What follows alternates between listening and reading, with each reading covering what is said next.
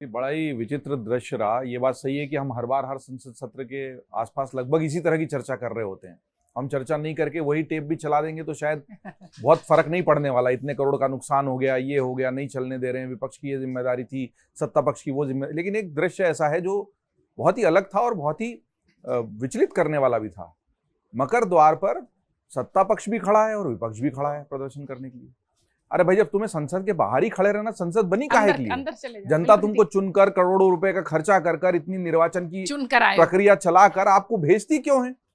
देखिए, विपक्ष की तो मजबूरी हो सकती है बाहर खड़े रहकर सड़क पर। जैसे अरविंद केजरीवाल जब मुख्यमंत्री थे तो वो धरना देने पहुंच गए।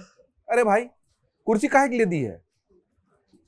समाधान ढूंढने के लिए। हल वहां बैठ के ही तो आपको पता लगेगा कि समाधान कोई जादू की छड़ी नहीं है। सत्ता पक्ष अगर प्रदर्शन पर आमदा हो जाए, ठीक है, झारखंड का मुद्दा बड़ा था और आप ये बताने की कोशिश कर रहे थे कि छात्रों की समस्या एक जैसी है, वो जंतर मंतर से लेकर और ये बात सही है कि इसने पूरे दोगलेपन को उजागर किया। सत्ता पक्ष के पास मौका था इस दोगलेपन को उजागर करने का। लेकिन अगर दोनों ही वहां खड़े तो देश के लोकतंत्र के लिए एक खराब स्थिति है। ये देश के लोकतंत्र के लिए एक परिहास का विषय बना दिया उन्होंने।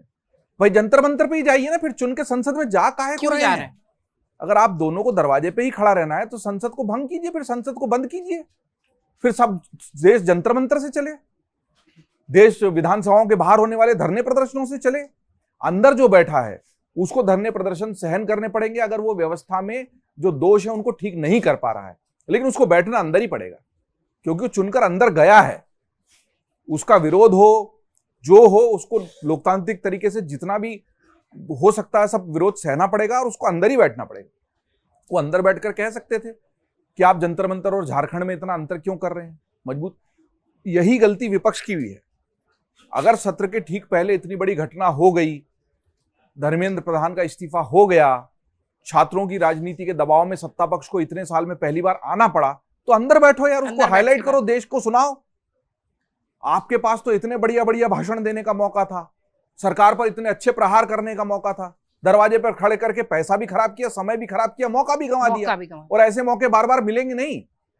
2014 से लेकर अभी तक आपको पहली बार बहुत जबरदस्त मौका मिला था सरकार को घेरने का। आपने घेरने के लिए दरवाजे, वो तो जब सरकार बहुत मजबूत थी, 300 से ज्यादा सांसद थे, तब भी आप दरवाजे पे ही खड़े थे। आज सरकार बैकफुट पर है, पहली बार एक मंत्री का इस तरीके से इस्तीफा हुआ, छात्रों की राजनीति की चर्चा देश और दुनिया में है।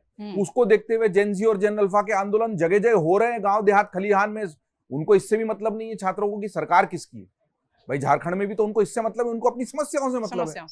उसमें भी थोड़ी राजनीति हो सकती है, तो जंतर मंतर में भी थी राजनीति। ऐसा तो नहीं कि वो राजनीति से प्रेरित नहीं ही था, उसके प्रमाण भी आ रहे हैं। लेकिन उसने जो चेतना जगाई, उस पर सवार होने का एक बहुत सुनहरा मौका विपक्ष ने खोया है।